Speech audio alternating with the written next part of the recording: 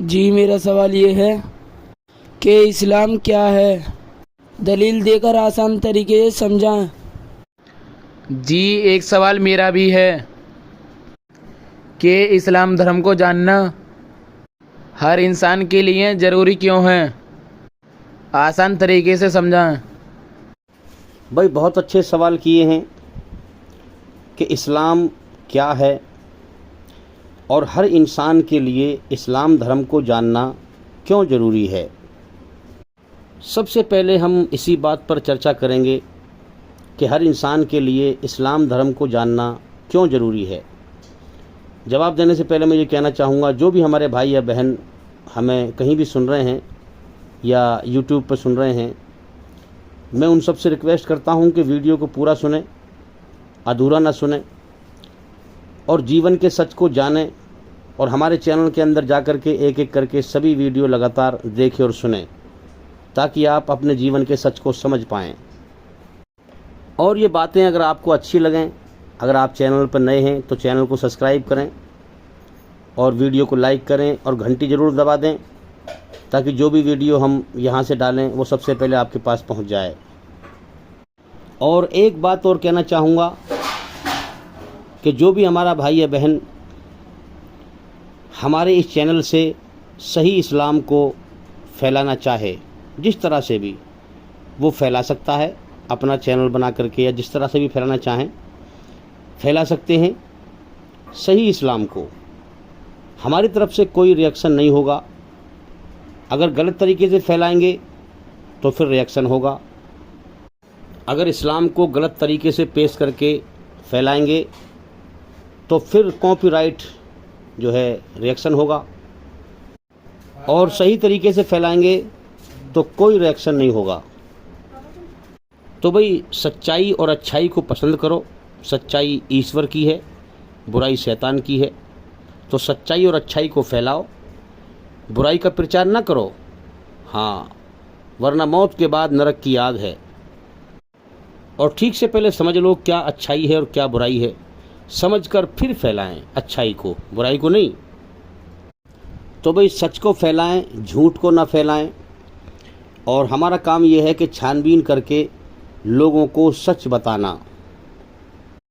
अब आइए हम जवाब की तरफ चलते हैं।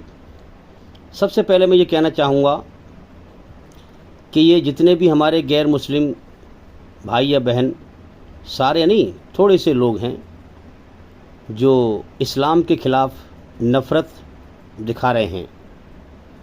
मैं सारे हिंदू भाई बहनों की बात नहीं कर रहा हूँ। ये थोड़े से लोग हैं जो इस्लाम के ख़िलाफ़ नफ़रत दिखा रहे हैं। ये नफ़रत का शब्द मैं क्यों लाया भाई? क्योंकि दुनिया में जो चीज़ जैसी होती है वो अपना असर दिखाती है। इस बात को समझे ज़रा बारीकी से कि बर्फ़ की सिल्ली जहाँ होगी उसका काम है ठंडक का असर दिखाना, तो वो ठंडक का असर दिखाएगी। और आग जहाँ जल रही होगी, आग की जो हरारत है वो गर्म है, तो वो अपनी गर्मी दिखाएगी, जाहिर सी बात है। तो इसका मतलब ये हुआ कि जो चीज़ जैसी है वो अपना असर दिखाएगी। तो आज हम देख रहे हैं कि जो हमारे ये चंद थोड़े से गैर मुस्लिम भाई बहन हैं, सबकी बात नहीं कर रहा मैं, ये अपने कर्मों से, अपनी वाणी से, अपने कर्मों से इस्लाम के ख़िलाफ़ नफ़रत दिखा रहे हैं। तो भी जितने भी ये हमारे गैर मुस्लिम भाई बहन हैं, चाहे वो किसी भी पार्टी से हों, किसी भी दल से हों, किसी भी ग्रुप से हों, जो इस्लाम के ख़िलाफ़ नफ़रत दिखा रहे हैं, चाहे वो भारतीय जनता पार्टी से हो, समाजवादी पार्टी से हो, कांग्रेस से हो, बसपा, आरएसएस, विश्व हिंदू परिषद, बजरंग दल, तो भाई ये जितने भी लोग इस्लाम के ख़िलाफ़ हैं, जो नफ़रत करते हैं, तो इनके कार्यकर्ता और इनके प्रचारक वो इस बात को बताएं कि वो इस्लाम से क्यों खिलाफ़ हैं, क्या वजह है। तो जब हम इन लोगों से पूछते हैं कि भाई तुम लोग इस्लाम से नफ़रत क्यों करते हो, इसकी वजह तो बताओ, हैं? इस्लाम की परिभाषा क्या है, इस्लाम का मतलब क्या है, थोड़ी इसकी जानकारी दो, समझाओ तो सही, नफ़रत क्यों कर रहे हो, उसकी वजह क्या है। तो लोग जो है पीछे हटने लगते हैं, जवाब नहीं दे पाते हैं। तो इसकी क्या वजह है कि अनजाने में इस्लाम से नफ़रत कर रहे हैं, बेहोशी में इस्लाम से नफ़रत कर रहे हैं, इस्लाम को बिना समझे इस्लाम से नफ़रत कर रहे हैं। जब मैं लोगों से पूछता हूँ कभी इस्लाम की परिभाषा बताएं तो वो जवाब नहीं दे पाते, इसलिए कि उन्हें समझ ही नहीं है, जानते नहीं है इस्लाम के बारे में। कुछ लोग जो कम समझ रखते हैं उन्होंने मुझसे, मैंने पूछा इस्लाम की परिभाषा क्या है, वो खामोश हो गए। इस्लाम से नफ़रत क्यों कर रहे हो? तो कुछ लोगों ने जवाब दिए कि भाई ये जो मुसलमान हैं ये राक्षस होते हैं, ये मांस खाते हैं और ईश्वर कभी मांस खाने का आदेश नहीं देता, इनकी किताब में लिखा है कि जो है मांस खाओ, तो ये मुसलमान जो है मांसाखोर राक्षस होते हैं, इनको धरती पर जीने का हक नहीं है। तो मैंने कहा मन कि भाई ये बात तुम समझ के कह रहे हो या बिना समझे कह रहे हो? तो उसने कोई जवाब नहीं दिया। तो उसने कहा समझाओ मुझे, ये बात सही है बात, ये हम बता रहा हूँ मैं। तो मैंने कहा मन कि भाई पहले तो ये समझ लो कि मैं आपका हमदर्द हूँ, आपसे नफ़रत करने वाला नहीं हूँ। और अगर मैं आपसे एक सवाल करूँ तो आप मुझे क्या जवाब दोगे? मैं आपसे सवाल कर रहा हूँ। उन्होंने कहा करो सवाल। मैंने कहा मन कि आपके सामने दो रास्ते हैं जीवन जीने के, एक सच और एक झूठ, तो आप किसको मानोगे? उसने कहा सच को मानूंगा। तो मैंने कहा सच का नाम ही तो इस्लाम है, सच ही तो इस्लाम है, बस हमें इस सच को समझना है। यही तो हमारा इम्तिहान है दुनिया में आने का। जो हमारा तुम्हारा बनाने वाला है वो एक ही है, वो संसार का सच्चा मालिक एक ही है, सबके अंदर यही रचना है, सच और झूठ। तो लिहाजा उसने इस दुनिया में हमें भेजा है, जीवन का समय दिया है ताकि हम सच को पहचान करके सच पे चलें और बुराइयों को अपने अंदर से निकालें, अच्छाइयों के द्वारा अपनी आत्मा को बुराई गंदगी से पाक करके हाँ ईश्वर की मोहब्बत हासिल करें, हैं, और यहाँ से मर के ईश्वर के पास चले जाएं, हमारी आत्मा चली जाएगी, ताकि मौत के बाद की असल ज़िंदगी मौत के बाद है, यहाँ इम्तिहान चल रहा है हमारा, ताकि मौत के बाद स्वर्ग में अमन शांति का जीवन पाएँ और नरक की आग से बच जाएं।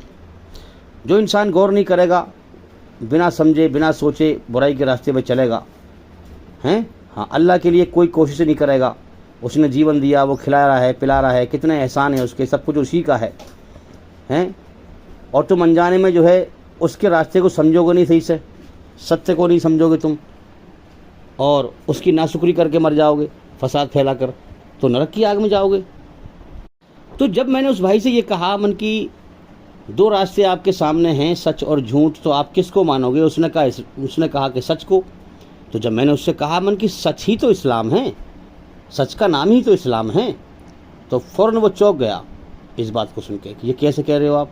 मन कि अब मैं साबित करूँगा, मैं हवाई फायर नहीं मार रहा। तो मैंने कहा भाई ज्ञान कोई दवाई की पुड़िया तो है नहीं, मैं आपको पिला दूँ आपको आ जाएगा। ज्ञान तो धीरे धीरे सीखना पड़ेगा, समझना पड़ेगा, सत्य की खोज करनी पड़ेगी। सत्य की खोज ईश्वर की खोज है, हैं? तो मैंने अपने चैनल का जो है परिचय दिया कि चैनल से जुड़ें, यूट्यूब पे बोल दें आपके ईश्वर की सही पहचान क्या है, मोहम्मद दिलसाद, या इस्लामिक स्टडीज बोल दो ईश्वर की सही पहचान क्या है, मेरी वीडियो निकल के आ जाएंगी। और चैनल को अपने मोबाइल में सेव कर लें ताकि आप जुड़ जाएं, सच से लगातार सच को समझें, हैं, हाँ, घंटी दबा दें। और भाई चैनल के अंदर जाकर के एक एक करके लगातार सभी वीडियो देखें और सुनें, आपको समझ में आएगा फिर सच क्या है और झूठ क्या है। तो मैंने उस भाई से कहा कि भाई आपका जो सवाल है वो ये है कि ईश्वर जो संसार का सच्चा मालिक है वो कभी नहीं चाहता कि इंसान मीट खाए, आपका सवाल ये है? उन्होंने कहा कि हाँ। तो मन की अब साबित करूँगा मैं कि ईश्वर चाहता है कि इंसान मीट खाए, हैं, लेकिन याद रखें इस्लाम धर्म में मीट खाना, गोश्त खाना फ़र्ज नहीं है, सुन्नत है, ज़रूरी नहीं है। अगर कोई हमारा गैर मुस्लिम भाई ये चाहे कि मैं बग़ैर मीट खाए अच्छा मुसलमान बन के रहूँ तो वो रह सकता है, जिसका दिल करे वो खाए, जिसका दिल ना करे ना खाए। लेकिन ये जो सवाल है कि ईश्वर नहीं चाहता कि इंसान मीट खाए, इसको मैं साबित करूँगा कि ईश्वर चाहता है कि मीट खाए। तो मेरे भाइयों मैंने जवाब दिया बड़े अच्छे अंदाज में, मैंने कि भाई समझना बात को, देखो बहुत से लोग ऐसे हैं जो अज्ञान में ज्ञान को जो है समझ ही नहीं पाते, और समझ जाते हैं तो मानते नहीं। तो मैंने जवाब दिया मन कि आप मुझे बताओ, दो प्रकार के जानवर हैं, शाकाहारी और मांसाहारी। शेर मांसाहारी है, कुदरत ने उसके दांत नुकीले बनाए हैं, पेट का सिस्टम सिर्फ मीट को हजम करने का बनाया है, हैं? और ये गाय है, भैंस हैं, बकरी हैं, ये शाकाहारी हैं, ये सिर्फ घास के लिए बनाए हैं, इनके दांत भी चपटे बनाए हैं। तो मैंने कहा कि तुम ये मानते हो कि नहीं कि हर चीज़ ईश्वर ने पैदा की है? कि हाँ। तो अब इस पर दिमाग लगाओ कि ईश्वर ने कौन सी चीज़ कैसे पैदा की है। तो मैंने समझाया फिर कि शाकाहारी जानवर हैं, बकरी है, भैंस है, इनके दांत चपटे हैं। चपटे दांत घास खाने के लिए होते हैं और नोकीले दांत मांस फाड़ने के लिए होते हैं। तो जो जानवर शाकाहारी हैं, इनके दांत चपटे हैं और इनका जो सिस्टम है पेट का, पाचन तंत्र है हजम करने का, ये भी सिर्फ घास को ही हजम कर सकता है। आप शेर के आगे बेहतरीन घास ला के रखें, वो नहीं खाएगा, वो कुदरत के खिलाफ नहीं चलेगा। कुदरत ने उसको मांस खाने के लिए बनाया है तो वो घास नहीं खा सकता। इसी प्रकार से आप गाय, भैंस, बकरी, इनके सामने आप बेहतरीन जो है अच्छा मीट बना के रखें, पका के रखें, नहीं खाएगी, कुदरत के खिलाफ नहीं चलेगी। अब जैसे इन जानवरों के अंदर खून खाल मीट से बने हैं, ऐसे हम भी खून खाल मीट से बने हैं, गोश्त से बने हैं, हम भी एक जीव हैं। अब हमें भी ईश्वर ने बनाया है और इनको भी ईश्वर ने बनाया है। तो लिहाजा अब हम अपने आप को चेक करें कि हमें ईश्वर ने सिर्फ शाकाहारी बनाया है या मांसाहारी भी बनाया है। जब हम अपने दांत शीशे में देखते हैं तो हमारे दांत चपटे भी हैं और नोकीले भी हैं, गोश्त फाड़ने के लिए भी हैं और सब्जी खाने के लिए भी हैं। जो हमारी दाढ़ के जो किल्ले हैं साइड में, ये जो नुकीले जो किल्ले निकल रहे हैं, ये नुकीले हैं हमारी दाढ़ें, ये गोश्त खाने के लिए दिए ईश्वर ने हमें। और जो हमारा सिस्टम है पेट का हजम करने का, पाचन तंत्र है, ये मीट को भी, गोश्त को भी और सब्जी को भी, दोनों को पचाने का बनाया है। अब जैसे कि मैंने आपको बताया, अगर भैंस के सामने आप बेहतरीन गोश्त बना के रखोगे, मीट पका के रखोगे, वो नहीं खाएगी। अगर आपने ज़बरदस्ती खिला भी दिया उसको तो उसके पेट में वो नुकसान कर जाएगा भाई, क्योंकि उसको ईश्वर ने मीट खाने के लिए नहीं बनाया। उसका जो पाचन तंत्र है वो सिर्फ शाकाहारी है, सिर्फ घास फूस खाने के लिए हिसाब से ही बनाया है। और ऐसी शेर है, शेर, चीता, शेर, बब्बर, इनका जो पाचन तंत्र है वो सिर्फ मीट खाने के लिए बनाया है। अगर आप इनको ज़बरदस्ती घास खिला भी देंगे तो इनके पेट में नुकसान हो जाएगा, है कि नहीं? क्योंकि इनका पाचन तंत्र सिर्फ मीट के लिए है। अब इसी प्रकार से अगर ईश्वर चाहता कि हमें सिर्फ शाकाहारी बनाए, अगर ईश्वर चाहता तो हमें भी गाय, भैंस, बकरी की तरह शाकाहारी बना देता। अगर हम मीट खाते तो हमें नुकसान हो जाता। जैसे अगर आप बकरी को ज़बरदस्ती मीट खिला दें तो उसके पेट में नुकसान हो जाएगा। इसी प्रकार से हमें भी कोई ज़बरदस्ती, अगर हमें ईश्वर शाकाहारी बनाता सिर्फ सब्जी खाने के लिए, अगर हमें कोई ज़बरदस्ती मीट खिला देता तो हमारे पेट में नुकसान हो जाता, हम खुद ही ना खाते, है कि नहीं? तो ये सबूत है कि जो हमारा पाचन तंत्र है पेट में हजम करने का, वो ईश्वर ने शाकाहारी भी और मांसाहारी भी दोनों प्रकार से बनाया है। इसलिए हमारा पेट सब्जी को भी और मांस को भी दोनों को हजम कर सकता है। ईश्वर की तरफ से उसने बनाया ही ऐसा है। और हमारे जो दांत हैं ये नोकीले भी हैं और चपटे भी हैं, गोश्त मीट फाड़ने के लिए भी हैं, है ना, और जो है सब्जी खाने के लिए भी हैं। तो ये कितनी बड़ी दलील है अकल वाले के लिए समझने के लिए कि वाकई जो है ईश्वर ने हमें मांसाहारी शाकाहारी बनाया है। अगर वो नहीं चाहता कि इंसान को मीट खाना चाहिए तो जैसे गाय, भैंस, बकरी को शाकाहारी बनाया है, ऐसे हमें भी बना देता। फिर वो भाई हमें भी जो है शुद्ध शाकाहारी बना देता वो। अब इस पर बहुत सारी मैं दलील दे सकता हूँ, लेकिन ये अक्लमंद इंसान के लिए यही एक दलील काफ़ी है समझने के लिए। अब उसने कहा कि भाई तुम्हारी बात सही है, ठीक है, चलो तुमने दलील दे दी कि ईश्वर ने हमें शाकाहारी भी बनाया है, मांसाहारी भी बनाया है, हैं? लेकिन फिर भी जानवरों की हत्या करना तो गलत है ना, वो कहने लगा। तो फिर मैंने समझाया उसको कि भाई सारा जहान ईश्वर ने हमारे लिए बनाया है और हमें बनाया है अपनी इबादत के लिए, अपने लिए।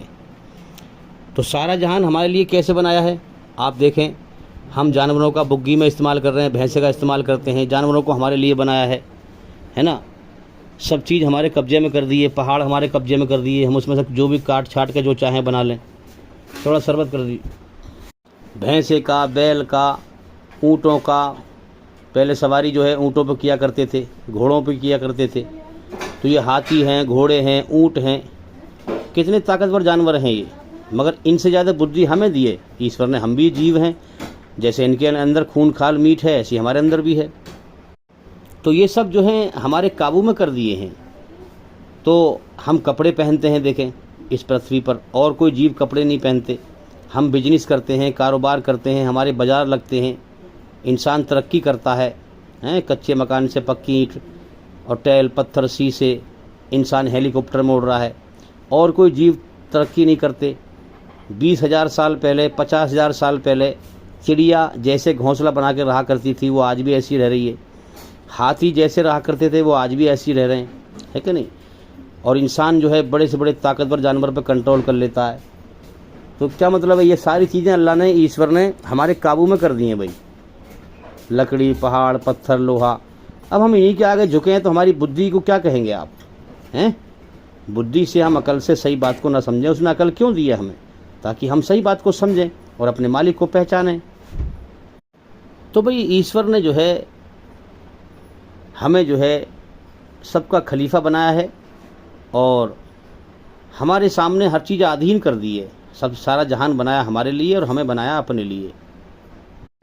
तो अगर हम इस चीज़ को देखें कि भाई जो है जीव हत्या, तो आप जो सांस ले रहे हैं, हवा आपके अंदर जाती है, वो आपके पेट में जाकर मर के बाहर निकलती है। फिर आपको ज़िंदगी देता है एक सांस, हैं।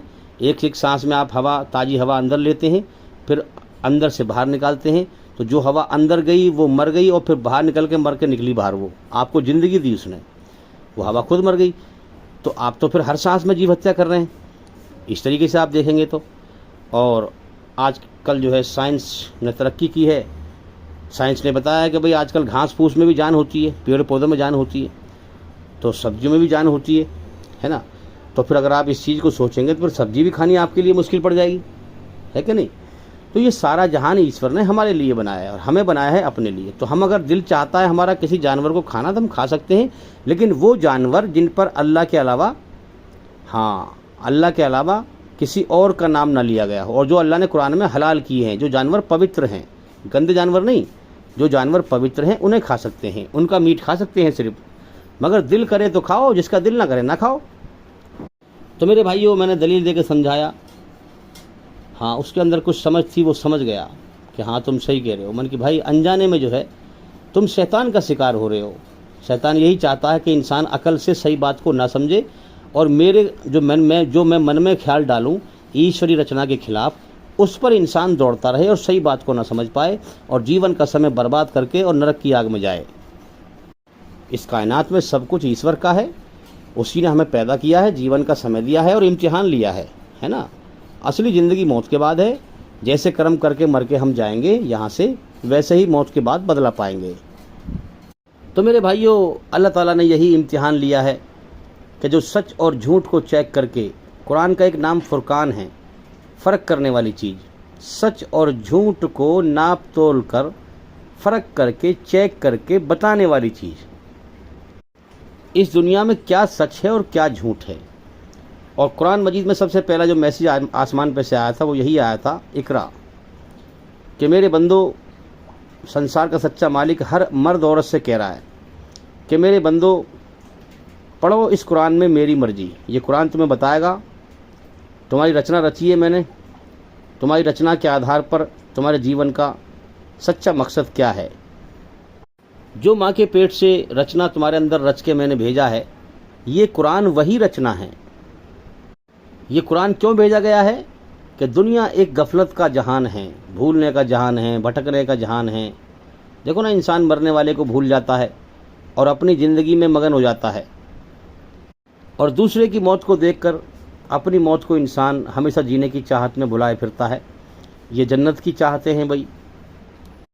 इस दुनिया में शैतानी माहौल है, बुराई का माहौल ज़्यादा है, इसलिए इंसान सच्चाई से, हाँ, कि सच्चाई का रास्ता कामयाबी का है, झूठ का रास्ता नाकामी का है, इस बात से भटक जाता है। दुनिया उसे बहका लेती है, भटका देती है।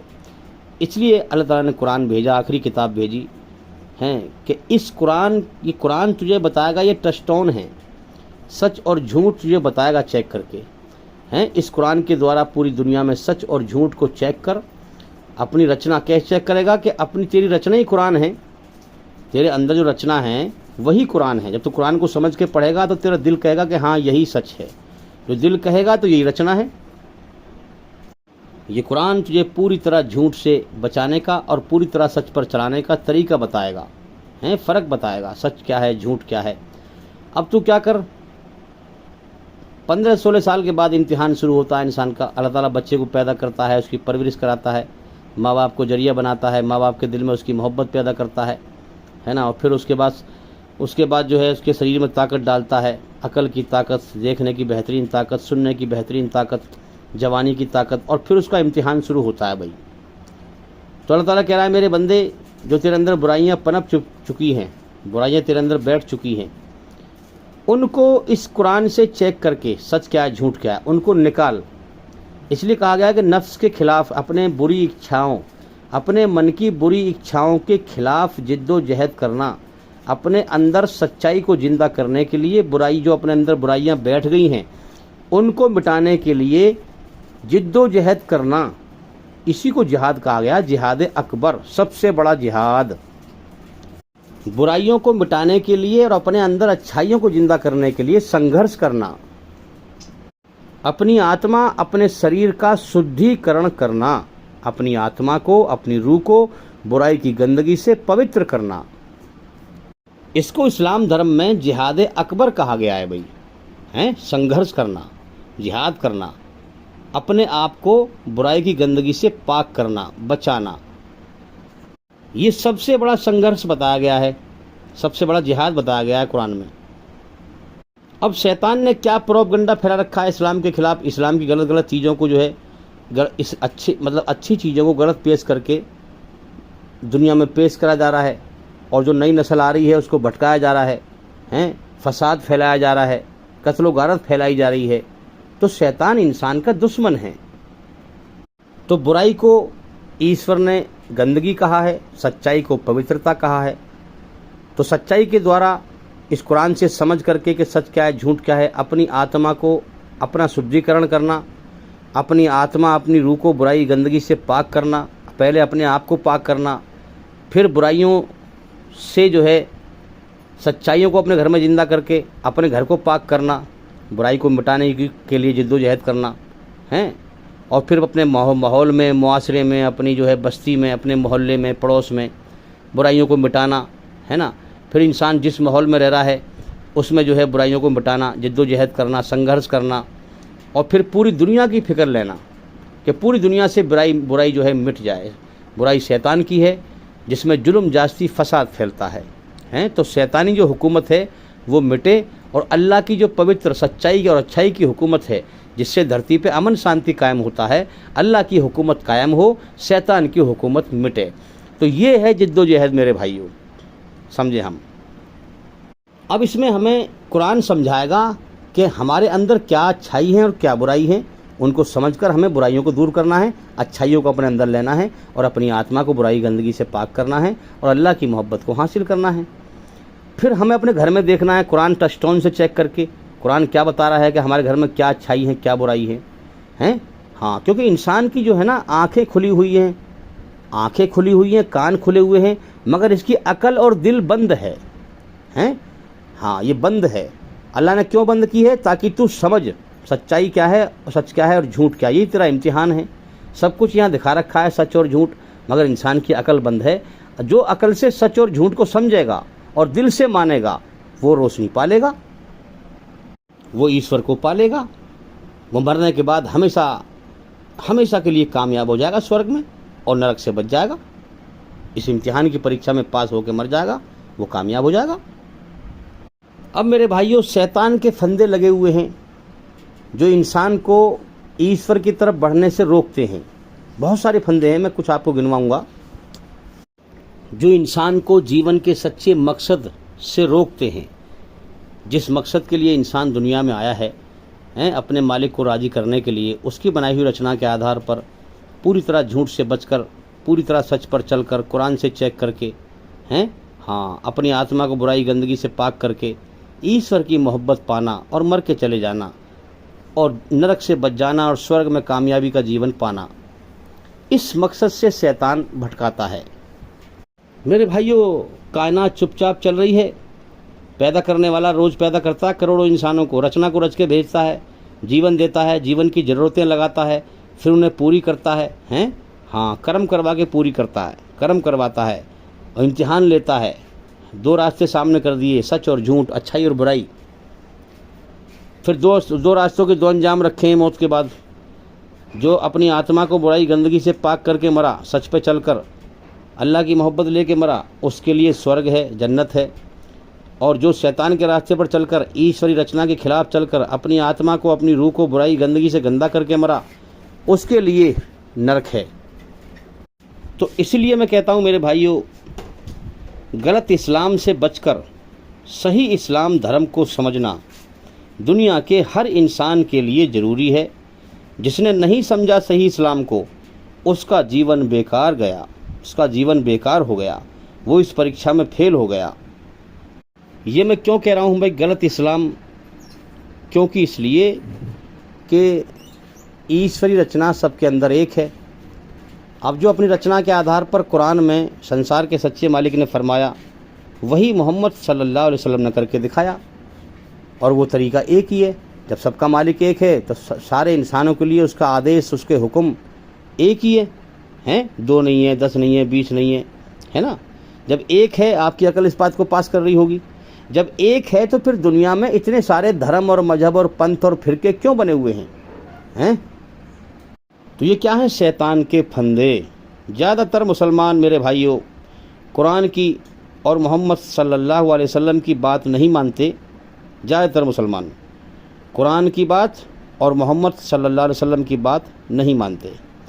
अपने अपने फ़िरक़ों के गुरुओं की बात मानते हैं कि हमारे बुज़ुर्ग अलग हैं, हमारे गुरु अलग हैं, हमारे मौलवी अलग हैं। तो क्या मतलब है? इन्होंने अपनी मनमानी से अपनी ही जो है रस्म गढ़ ली है, उन पर चल रहे हैं, रस्म अदा कर रहे हैं। जो सही इस्लाम है, दीन हक जो रचना के आधार पर है, उसको नहीं समझते, क्योंकि कुरान को समझ के नहीं पढ़ते। और फ़िरके कितने बने हुए हैं, तो वो सारे फ़िरके गलत हैं ना, तो इसलिए मैंने कहा गलत इस्लाम से बचकर सही इस्लाम को समझो। अब हम देखें दुनिया में जो है कितने सारे मजहब धर्म बने हुए हैं, अलग अलग अलग अलग हैं। अब इसमें एक ये फंदे बना रखे हैं शैतान ने, और फिर इंसान के दिमाग में क्या बात बिठा रखी है? हर फ़िरके वाला, हर मजहब वाला, है ना, जितने भी दुनिया में फ़िरके, इस्लाम में फ़िरके हों या गैर इस्लाम में फ़िरके हों या मजहब हों या जो अलग अलग हों, ये हर आदमी ये समझता है कि हमारे पास जो इल्म है, जो ज्ञान है, यही सर्वश्रेष्ठ है, ये सबसे बढ़िया ज्ञान है, हम किसी और की बात नहीं सुनेंगे, हमें किसी और का ज्ञान समझने की ज़रूरत नहीं है। तो ये कर्मों से क्या दिखा रहे हैं भाई? कि हमें तो अपने मन को राज़ी करना है, हमें तो अपनी मन की मर्जी के मजहब पे चलना है, फ़िरके पे चलना है, गिरोह पे चलना है, पंथ पे चलना है, धर्म पे चलना है, हमें ईश्वर की मर्जी नहीं समझनी। तो अल्लाह ने इसीलिए दुनिया बनाई है कि वो ईमानदार बेईमान को छांटे। किसने मेरा एहसान माना, किसने मेरे लिए मेहनत करी, मेरा एहसान माना, मेरे एहसानों को पहचाना, मुझे राज़ी किया, और कौन अपनी रस्म में पड़ा रहा, दुनिया परस्ती में लगा रहा, है ना, किसने लापरवाही की। तो मेरे भाइयों, इनकी सोच ये है कि बस हमारे पास जो इल्म है, जो ज्ञान है, वो सबसे सर्वश्रेष्ठ है, हमें किसी की ज़रूरत नहीं समझने की, है ना, हम तो अपनी मनमानी पे चलेंगे। तो यही, हाँ, तो इनकी यही सोच कारण बनेगी बर्बादी का, तबाही का, क्योंकि ये अल्लाह के नाशुक्रे हैं, जिसने सब कुछ दिया, जिस मकसद के लिए जीवन दिया। अल्लाह को ये पसंद है कि बिन देखे उसकी हम पहचान करें, हैं? अल्लाह ने दुनिया इसीलिए बनाई है कि बिन देखे वो पहचाना जाए, तो हम उसकी पहचान करें, उसे राज़ी करें सच पर चलकर, इसलिए हमें जीवन मिला है, उसी से मोहब्बत करें। तो दुनिया सारी झूठ है, कभी भी ख़त्म हो सकती है, मौत कभी भी आ सकती है। मेरे अंदर का घमंड, अहंकार झूठ है, ये मिट जाएगा, मैं मिट जाऊँगा, गंदगी से पैदा हूँ मैं, हैं, और मिट्टी में मिल जाऊँगा। तो मेरे भाइयों, इनकी यही सोच इनकी बर्बादी का कारण बनेगी। जब तक ज़िंदगी दे रखी है, अपना अल्लाह की नेमतें खा पी लें, मौत के बाद फिर ये अपनी बर्बादी देखेंगे। जो अल्लाह की नाशुक्री करके, अल्लाह से दुश्मनी निभाकर, उसकी रचना के खिलाफ चल के मर के जाएगा। जब ये दिल से अल्लाह की मर्ज़ी को समझना नहीं चाहेंगे, तो शैतान का शिकार बन जाएंगे, और शैतान फिर जो है अच्छाई बुराई की मिलावट करके इंसान के जीवन को बर्बाद करवाएगा, रचना के खिलाफ चलाएगा, शिर्क करवाएगा। शिर्क सबसे बड़ा गुनाह है मेरे भाइयों। जो शिर्क करके मरा, यानी अल्लाह का हक मार के मरा, जिस मकसद के लिए अल्लाह ने पैदा किया है उस मकसद को पूरा ना किया, उस मकसद को मार के मरा, वो कभी भी नरक की आग से नहीं निकाले जाएंगे। अब एक सच्चा और अच्छा इंसान सही बात को समझने में उसे टाइम क्यों लगता है? क्योंकि दुनिया में झूठे इंसानों की भीड़ ज़्यादा है, झूठ ज़्यादा है, सच बहुत कम है। बुराई पर चलने वाले लोग ज़्यादा हैं, इसलिए समझने में जो है टाइम लग जाता है। तो मेरे भाइयों, शिर्क सबसे बड़ा गुनाह है, और शिर्क में ही शैतान इंसान को उलझाता है। क्योंकि शैतान अल्लाह का नाफरमान है, बागी है, गद्दार है, वो भी जहन्नुम से कभी नहीं निकाला जाएगा। तो इसलिए वो ये चाहता है कि आदम की नस्ल को ज़्यादा से ज़्यादा मैं ऐसा कर लूँ जो जहन्नुम में, नरक में हमेशा मेरे साथ रहे हैं। आज जो है लोग देखें कितना शिर्क में मुलव्विस हैं, अल्लाह की पैदा की हुई चीज़ों की आगे सर झुका रहे हैं। हाँ, कि फलां चीज़ से हमारी बिगड़ी बन जाएगी, वहाँ हमारी मनोकामनाएं पूरी हो जाएंगी। हाँ, तो याद रखें मेरे भाइयों, बिगड़ी बनाने वाला सिर्फ अल्लाह है, जो हमारा सच्चा बनाने वाला है। सब कुछ उसी का है इस कायनात में। इस कायनात का एक कण भी अल्लाह के सिवा किसी ने नहीं बनाया। इस कायनात का एक कण भी अल्लाह के सिवा कोई नहीं चला रहा। चुपचाप वो कायनात चला रहा है, सब देख रहा है, सब छांट रहा है ईमानदार बेईमान को। मौत के बाद फिर बदला देगा। वो ऐसी ताकत है कि सारी ताकतें उसी की हैं। अल्लाह सबसे बड़ा है और उससे बड़ा कोई नहीं है। जब वो फैसला करेगा कोई नहीं रोक सकता, कोई हिमायत नहीं ले सकता। तो मेरे भाइयों, कुरान और हदीस से अल्लाह की मर्जी मनसा को समझें। अल्लाह फरमाता है कि मेरे बंदे, नहनु अकरबु इलैहि मिन हब्लिल वरीद, मैं तेरी सांस से ज़्यादा करीब हूँ तुझसे, तेरी सियारक से ज़्यादा करीब हूँ, तुझसे ज़्यादा तेरे बारे में मुझे पता है कि तेरी ज़िंदगी कितनी बिगड़ी हुई है, हैं? तो मेरे कुरान से और मोहम्मद सल्लल्लाहु अलैहि वसल्लम के फरमान से सच और झूठ को चेक करके अपनी आत्मा को, अपनी रूह को, अपने शरीर को बुराई की गंदगी से पाक कर ले, जीवन का मकसद पूरा कर ले। तू दुनिया में हमेशा नहीं रहेगा। आंखें खोल के हकीकत को देख, तेरी अकल बंद है, हैं? कितने मरते हैं, कितनों को उठाता हूँ मौत दे करके, तुझे भी उठाने वाला हूँ। तो मेरे भाइयों, अल्लाह ताला ने हर इंसान को अलग अलग जीवन दिया है। हर इंसान अपने जीवन के कर्मों का खुद जिम्मेदार है। सबको अलग अलग आंखें दी हैं, कान दी है, अकल दी है, सब कुछ दिया है, अलग अलग दिया है। मरने के बाद कोई किसी का जिम्मेदार नहीं होगा। जिसने जो किया है उसे भरना पड़ेगा। सबका अलग अलग इम्तिहान है। अकेले भेजता है इस दुनिया में और फिर सब कुछ देता है, इम्तिहान लेता है ना। बीवी बच्चे, माँ बाप, माल दौलत सब कुछ देता है, इम्तिहान लेता है, इन चीज़ों में कर्म करवाता है और फिर मौत देकर सब कुछ छुड़वा करके अकेला ही बुलाता है। मगर इंसान दुनिया में हकीकत पे गौर नहीं करता। जन्नत की इच्छाएं हैं इसके अंदर, अल्लाह ने रखी हैं रचना में। इन जन्नत की इच्छाओं को पूरे करने के चक्कर में ये सच्चाई को भी नज़रअंदाज करता रहता है, सच्चाई से निगाह चुराता रहता है, दूसरे की मौत को देखकर अपनी मौत को भुलाए फिरता रहता है, अपनी मौत से निगाह चुराता रहता है, झूठ पर चलता रहता है, जन्नत की इच्छाएं यहीं पूरी करने में लगा रहता है और कहता है मौत के बाद कोई जन्नत नहीं है। अबे तू, तेरे अंदर जो हमेशा जीने की चाहत है, यही तो जन्नत की इच्छा है, हैं? तेरी चाहत और इस दुनिया में फ़र्क नहीं है। तेरी चाहत और ये दुनिया सूट नहीं कर रही। तेरी चाहत और ये दुनिया अनफिट है। सोच, अल्लाह ने अनफिट क्यों बनाई है? तेरे अंदर चाहत रखी है कि मैं हमेशा के सुख भोगूं, मगर तुझे यहाँ दुख मिलते रहते हैं। तो सूट कहाँ कर रही है दुनिया फिर तुझे? ये अनफिट है कि नहीं? कोई बादशाह है, कोई मालिक है जो तेरे ना चाहने के बावजूद तुझे, तेरे ऊपर दुख भेजता है और वो ताकतवर इतना है कि तू रोक भी नहीं सकता। तू बेबस है उसके सामने। कुरान में यही बात कही है, अल्लाह समद, अल्लाह के सामने सारा जहान बेबस है, मोहताज है, लाचार है, मगर वो किसी के सामने बेबस नहीं है। अगर वो बेबस होता तो कोई और खुदा होता तो कायनात के सिस्टम में खराबी आती फिर। लिहाजा वो एक ही ताकत है जिसकी बादशाहत पूरी कायनात में छाई हुई है। जिसको चाहता है ज़िंदगी देता है, जिसको चाहता है मौत देता है, जिसको चाहता है हॉस्पिटल में फेंक देता है। तो तेरी चाहत और ये दुनिया अनफिट है। सोच, गौर कर। तू नहीं चाहता मुझ पे बुढ़ापा आए, लेकिन तुझे अल्लाह ताला भेजता है तो रोक भी नहीं सकता, हैं? तू नहीं चाहता कि मैं जो है मर जाऊं, तू हमेशा जीना चाहता है, लेकिन अल्लाह मौत भेजेगा तो रोक नहीं सकता। तो सोच इस चीज़ को कि ये दुनिया अनफिट है। जो तेरे अंदर चाहत हैं उस चाहतों की दुनिया अलग है जिसको जन्नत कहा गया है। हाँ, उस जन्नत की, वो जन्नत पहले, हाँ, उस जन्नत की चाहते तेरे अंदर देकर दुनिया में भेजा गया है तुझे, और ऐलान किया गया है जन्नत की चाहतें यहाँ पूरी मत करना, हकीकत पे गौर करना, मौत के बाद की ज़िंदगी की तैयारी करके आना। ये नकली ज़िंदगी दे दी है पाक और नापाक, गंदे इंसान और पाक इंसान को छांटने के लिए। जो बुराई गंदगी से अपने आप को गंदा करके मरा, ईश्वरी रचना के खिलाफ चल के मरा, उसके लिए नरक की आग है अंजाम मौत के बाद। और जो सच्चाई से पवित्र होकर मरा, उसके लिए जन्नत है मेरे भाइयों। तो ये नकली ज़िंदगी दे दी गई है असली ज़िंदगी देने के लिए। और इस नकली ज़िंदगी में इम्तिहान लिया गया है, परीक्षा ली गई है, टेस्ट लिया गया है, कौन अल्लाह की कदर करता है और कौन नाकदरी करता है। तो मेरे भाइयों, ये शैतान के फंदे बने हुए हैं। शैतान मन में ख्याल डालता है कि तेरे पास जो इल्म है, तेरे पास जो ज्ञान है, ये सबसे सर्वश्रेष्ठ है, सबसे बढ़िया है, तो किसी और की बात ना सुनना।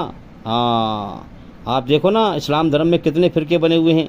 ये ज़्यादातर मुसलमान अपने अपने फ़िरक़ों में जो बड़े हैं, हाँ, आप गौर करो कितने फ़िरके बना रखे हैं।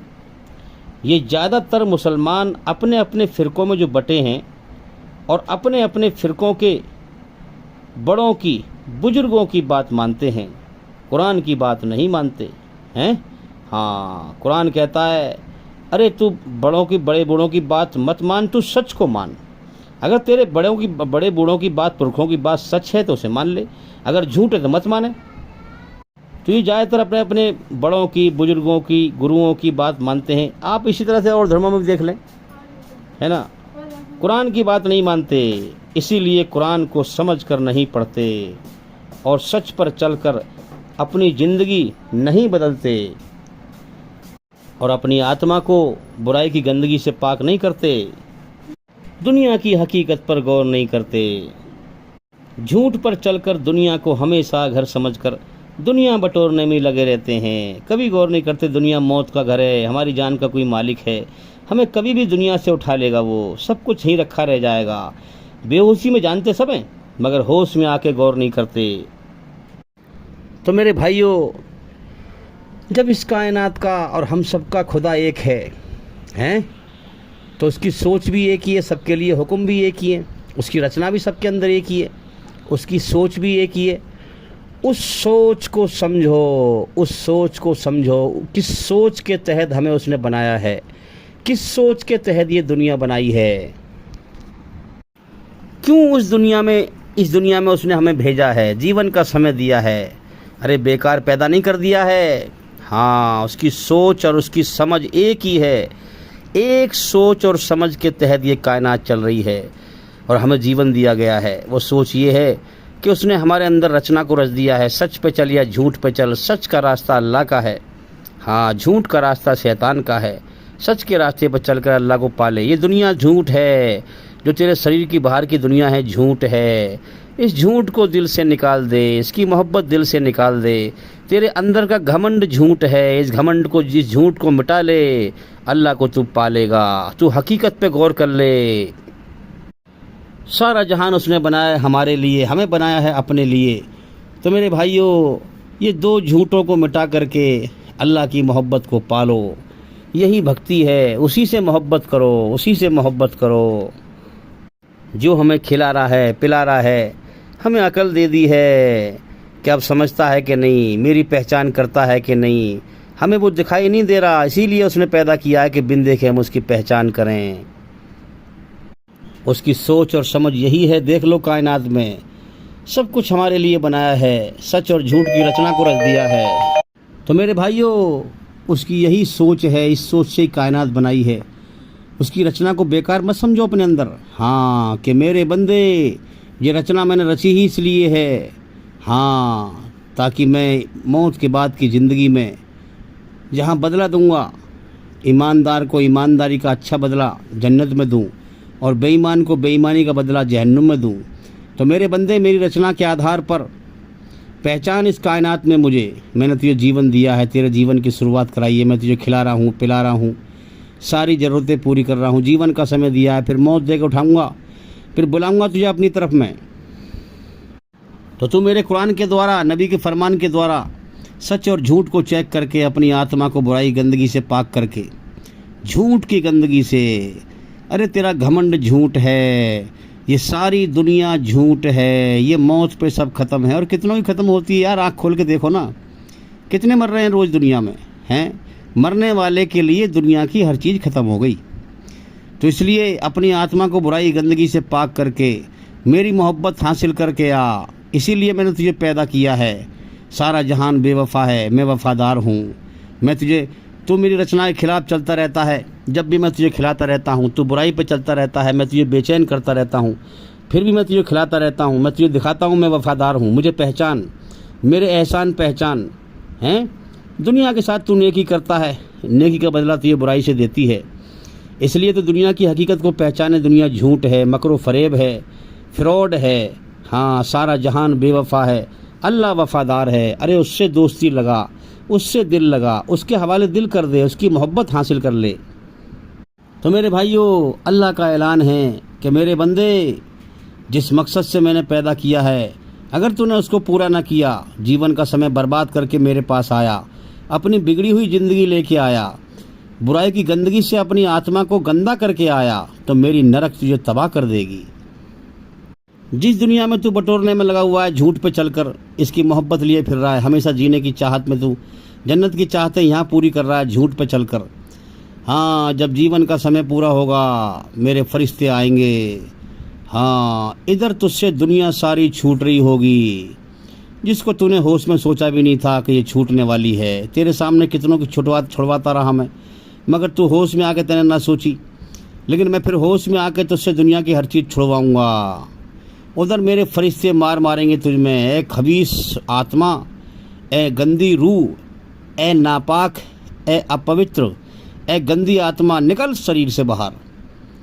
इधर तुझसे दुनिया छूटेगी और उधर जहन्नुम तेरे सामने होगी, तेरी तबाही फिर जाएगी। दुनिया की कोई चीज़ तेरे काम ना आएगी जिसके पीछे तू भाग रहा है। जब मौत भेजूंगा, दुनिया की कोई ताकत तेरी मौत को रोक नहीं सकती, कोई तेरा हाथ नहीं पकड़ लेगा। किसी के बहकाए में ना आ, सच की तहकीक कर, सच पे चल, सच पे चल, सच पे चल।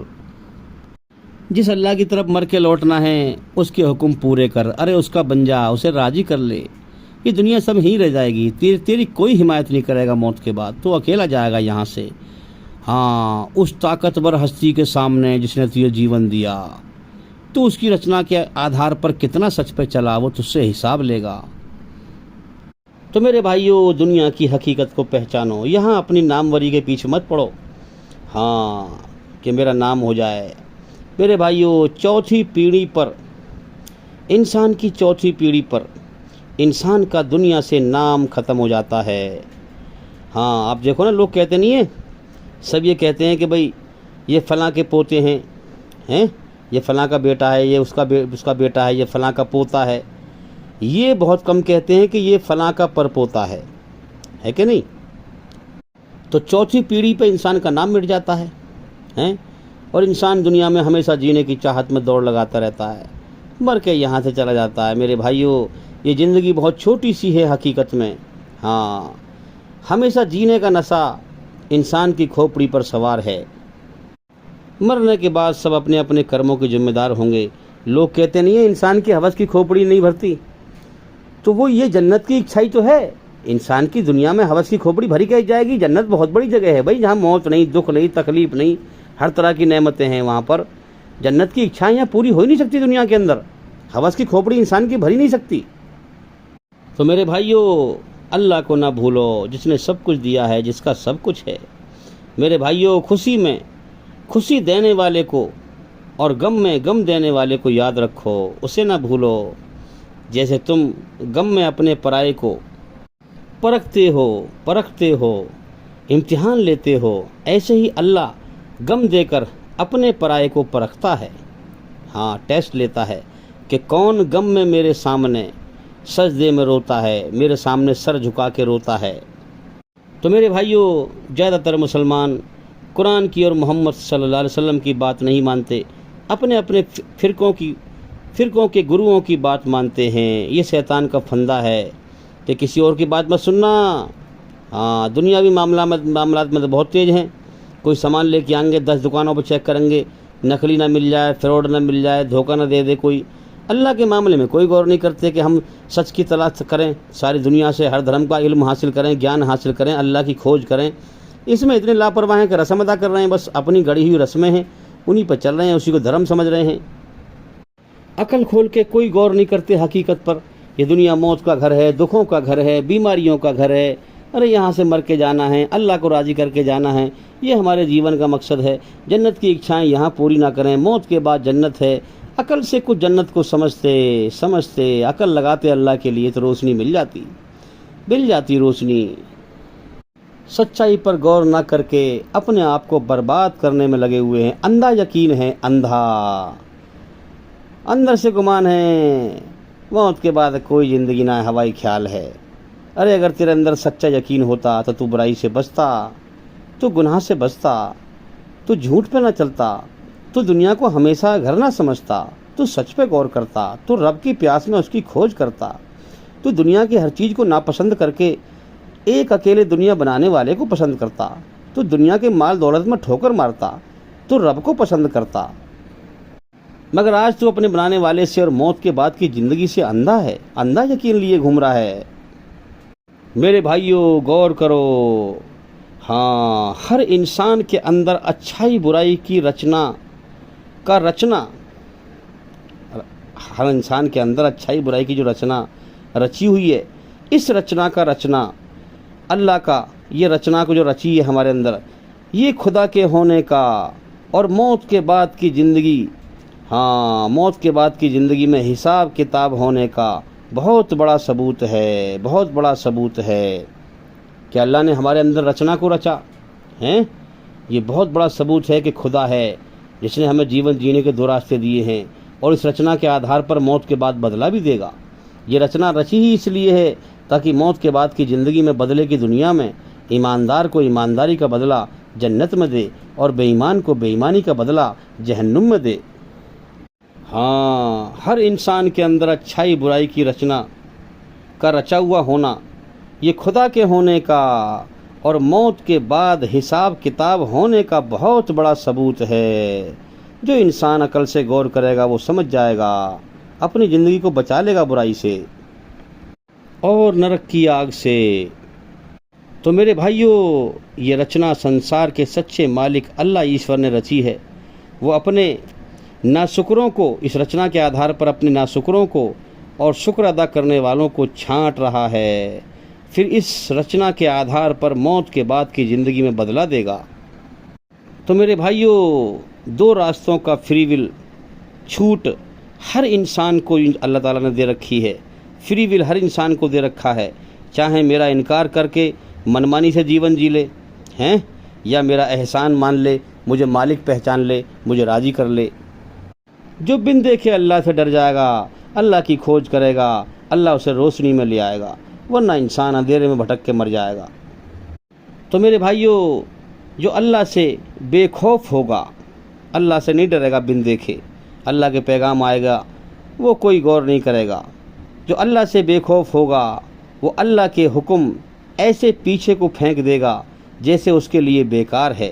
हाँ, उसकी ये बेखौफी उसकी बर्बादी का जरिया बनेगी मौत के बाद, जरिया बनेगी मौत के बाद।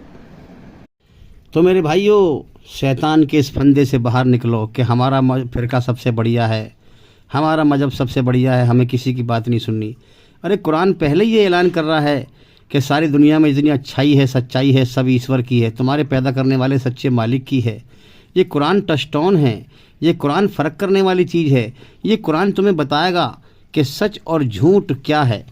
इसके ज़रिए से झूठ और बुराइयों को अपने अंदर से ख़त्म करो, सच्चाई के द्वारा अपनी आत्मा को बुराई गंदगी से पाक करो, अल्लाह ईश्वर से मोहब्बत करो, सबकी बात सुनो, हर फ़िरके की, हर पंथ की, हर धर्म की, हर मज़हब की, उसमें से अच्छाई ले लो, बुराई को छोड़ दो।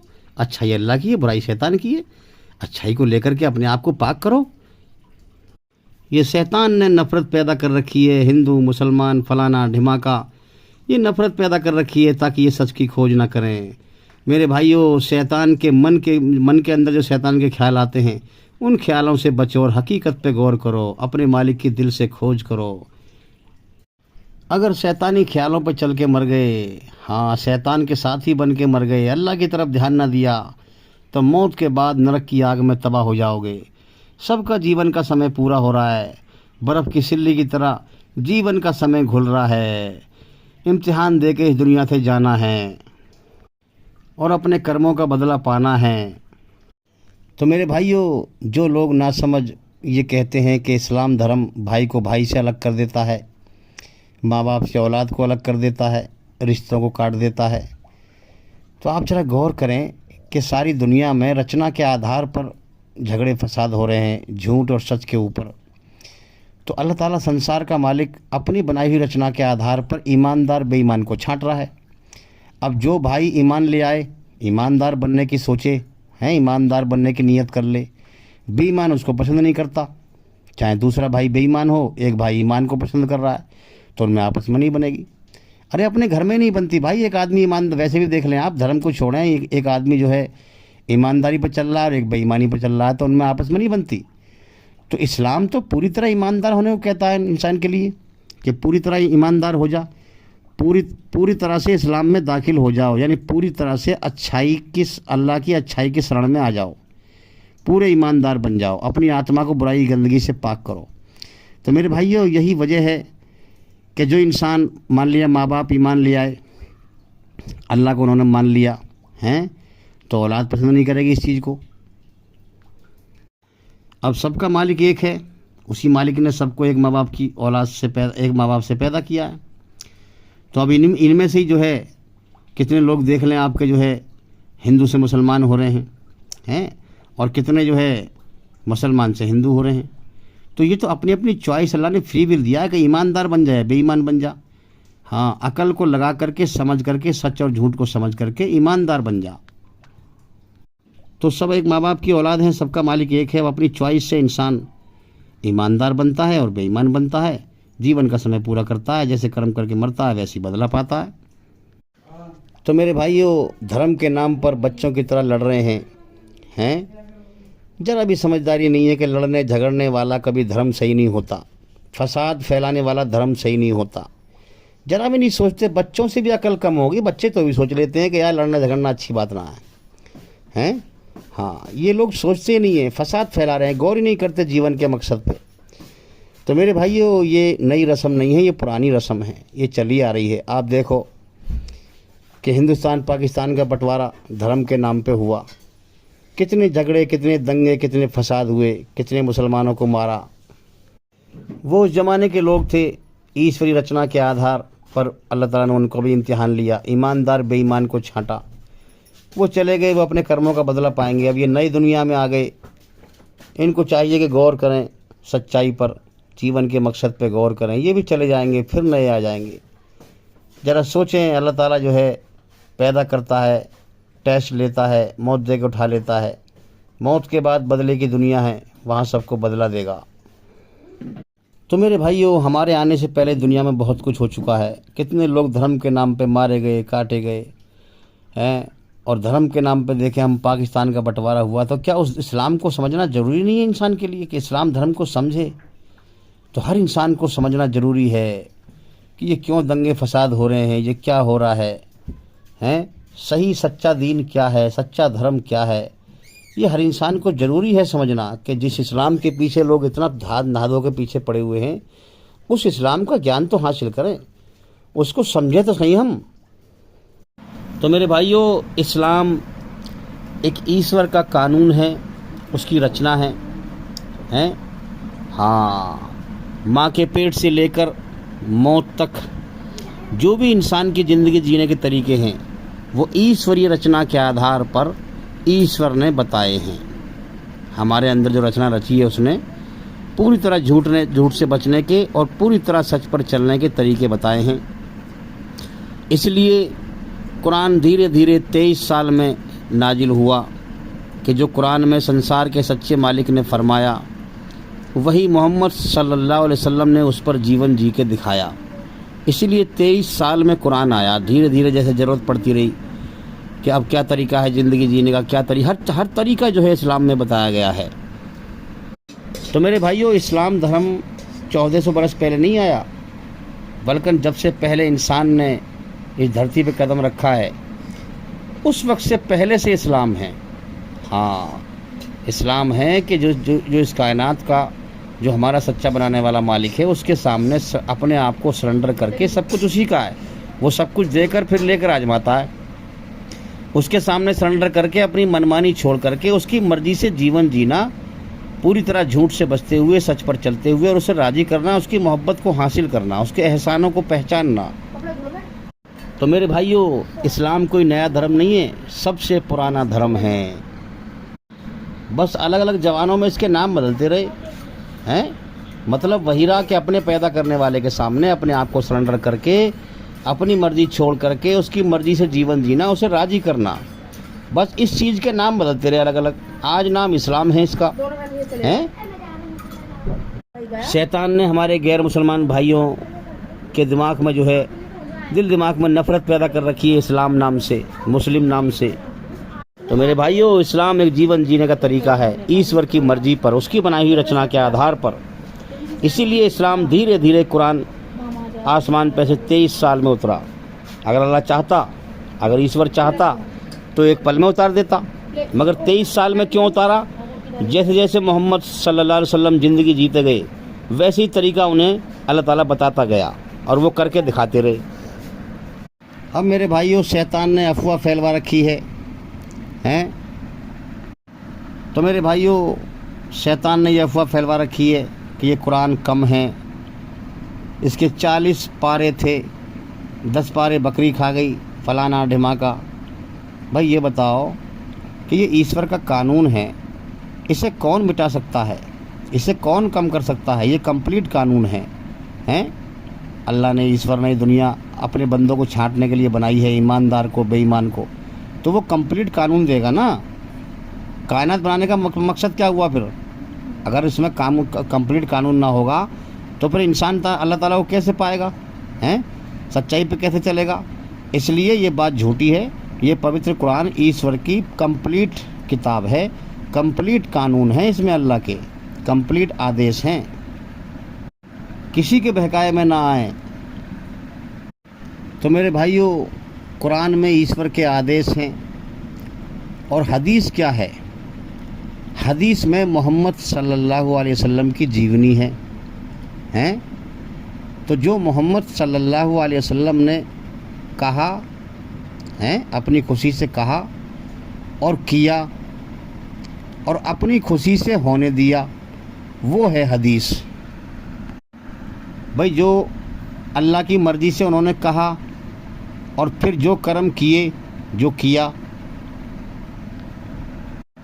और अपने सामने अपनी मर्ज़ी से, अपनी खुशी से जो होने दिया, वो है हदीस, वो है उनकी जीवनी, जो कि ईश्वरी रचना के आधार पर है। जो कुरान में ईश्वर ने फरमाया वही उन्होंने पूरा करके दिखाया और ईश्वर को राज़ी करके दिखाया। सारी दुनिया के इंसानों को धर्म पर चल के दिखाया कि सच्चा धर्म ये है, संसार के सच्चे मालिक का। तो मेरे भाइयों, इस्लाम क्या है? इस्लाम संसार के सच्चे मालिक का एक धार्मिक कानून है, उसकी बनाई हुई रचना के आधार पर, पूरी तरह झूठ से बचने का और सच पर चलने का। तो भाई जिसने हमें जीवन दिया है, जिसने जीवन की शुरुआत कराई है, ज़मीन व आसमान में सब कुछ उसी का है, हैं? उसको राज़ी करने के लिए दुनिया में आए हैं, उसी का है इस्लाम, उसकी रची हुई रचना के आधार पर, हैं? कि इस्लाम कबूल करके अपनी खुशी से, अपनी मर्ज़ी से उसने इम्तिहान लिया है, टेस्ट लिया है, फ्री विल दिया है 2 रास्तों का। चाहे हम उसका इनकार कर लें, इनकार करके बिना मालिक के अपने आप को आज़ाद समझकर मनमानी से बुराई पर चलकर जीवन जी लें, क्योंकि हम अपनी मर्ज़ी से अच्छाई क्या है, बुराई क्या है समझ नहीं सकते। हमसे ज़्यादा हमारे बारे में हमारा पैदा करने वाला जानता है कि हमारे लिए क्या अच्छा है, क्या बुरा है। इसीलिए वो किताब भेजता है, इसलिए पैगंबर भेजता है और फिर टेस्ट लेता है कि मेरी मर्ज़ी पे कोई आता है कि नहीं आता। जो बिन देखे डर जाएगा, अल्लाह की खोज करेगा, वो समझ जाएगा। जो नहीं डरेगा, हैं, झूठ पे चलेगा, दुनिया को हमेशा घर समझकर भूल जाएगा कि मेरा कोई मालिक है, मेरी जान उसके कब्जे में है, हैं, जन्नत की इच्छाएं यहाँ पूरी करेगा, तो मेरे भाई वो बुराई पे चलेगा, अच्छाई बुराई की मिलावट करके चलेगा, हैं, पेवर सच पे नहीं आएगा वो। तो ईश्वर का आदेश है कि पूरी तरह झूठ से बच। कुरान ये फुरकान है, तुझे बताएगा दुनिया में सच क्या है, झूठ क्या है। झूठ और बुराई को अपने अंदर से निकाल, सच पे चल, अपनी आत्मा को बुराई गंदगी से पाक कर। जिस मालिक ने तुझे दुनिया में भेजा है उससे मोहब्बत कर, हैं, हाँ, उसकी मोहब्बत लेके मर और कामयाब हो जा। यही हर इंसान के जीवन का मकसद है। इसीलिए हर इंसान को इस्लाम धर्म का सही ज्ञान हासिल करना जरूरी है। जिसने ना किया, अपने घमंड में पड़ा रहा, हैं, वो मरने के बाद तबाह और बर्बाद है, नाकाम है। क्योंकि ये ज़िंदगी इम्तिहान है, यहाँ अच्छे बुरे को वो छांट रहा है, अपने एहसान मानने वाले को, नाशुक्रे को। चाहे उसका इनकार करके मनमानी से जीवन जी लें, अपने मन को राज़ी कर लें अच्छाई बुराई की मिलावट करके, और या फिर उसको मालिक मानकर पूरी तरह झूठ से बचकर, पूरी तरह सच पे चलकर अपनी आत्मा को बुराई गंदगी से पाक करके उसकी मोहब्बत को हासिल कर लें। दोनों रास्ते खोल दिए हैं मेरे भाइयों। अब हमें जीवन दिया हुआ है, कभी भी उसका बुलावा आ सकता है, कभी भी दुनिया छुड़वा देगा, यही हकीकत है, इस पर गौर करें। तो भाई उसकी मर्जी को समझें और हमारे चैनल के अंदर जा कर के एक एक करके लगातार सभी वीडियो देखें और सुनें, ताकि जल्दी से जल्दी अंधकार से निकलकर रोशनी में आएँ। उम्मीद करता हूँ कि सवाल का जवाब हो गया, और भाई इंशाल्लाह ज़िंदगी रही तो फिर मुलाकात होगी। अस्सलामु अलैकुम वरहमतुल्लाहि वबरकातुहू। आप सभी सुनने वालों पर अल्लाह ताला की सलामती हो, रहमत हो, ईश्वर की कृपा हो, दया हो।